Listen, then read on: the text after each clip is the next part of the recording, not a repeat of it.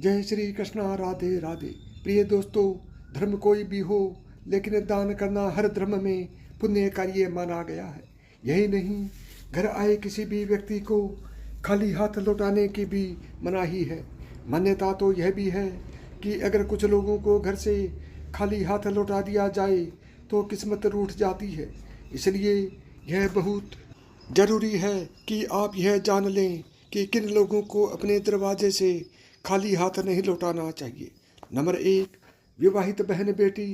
विवाह के बाद जहां एक और पुत्री अपने पति के लिए लक्ष्मी स्वरूपा बन जाती है, वहीं ससुराल पक्ष के लिए अन्नपूर्णा भी होती है। विवाह पश्चात अपनी पुत्री के आने पर यथासंभव उपहार देकर हम अपनी बिगड़ी किस्मत संवार सकते हैं, जिससे जीवन में शुभता का आगमन हो और साथ ही साथ पुत्री का घर परिवार भी सदा खुशियों से भरा रहे। नंबर 2, अक्सर देखा गया है कि दरवाजे या फिर कहीं भीख मांग रहे लोगों को लोग दुत्कार देते हैं या फिर 4 बातें सुना देते हैं। लेकिन धर्मशास्त्र की माने तो आप किसी को दान करें या न करें, लेकिन उसे दुत्कारना बिल्कुल भी सही नहीं होता। मान्यता है कि ऐसा करने से हमारे संचित पुण्य भी नष्ट हो जाते हैं। इसलिए धर्मशास्त्रों के अनुसार कभी भी अपने दरवाजों से किसी मांगने वाले को खाली हाथ न लौटाएं।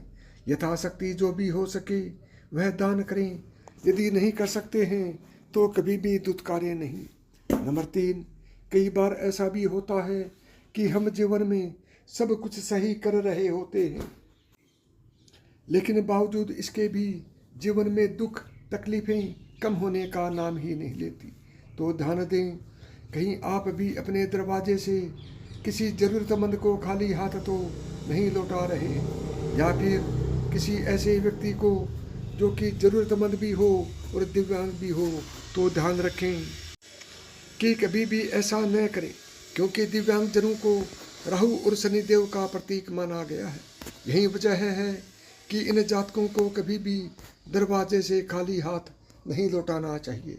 नंबर 4, ज्योतिष शास्त्र के अनुसार केंद्रों को बुध ग्रह का प्रतीक माना गया है।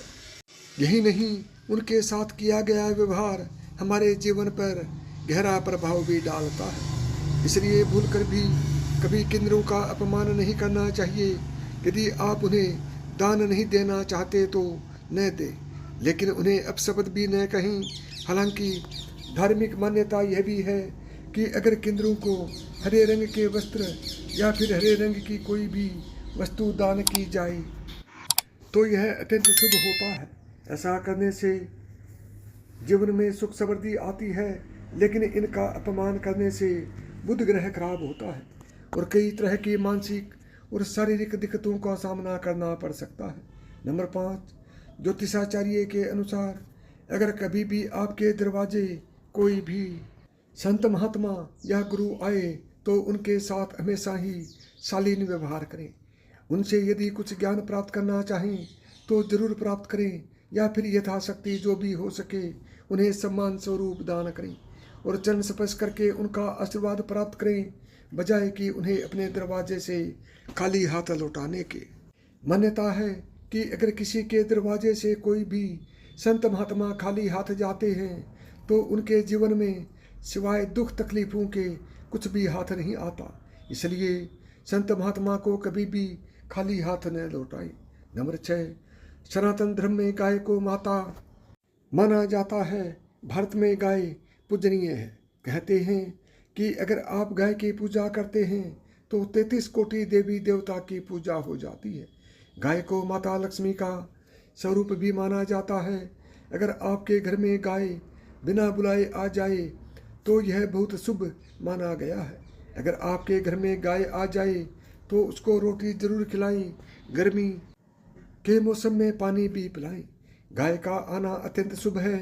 आपके घर के सामने या आंगन में गाय बिना बुलाए आ जाए तो समझें कि जीवन में आने वाले संकट दूर होने वाले हैं।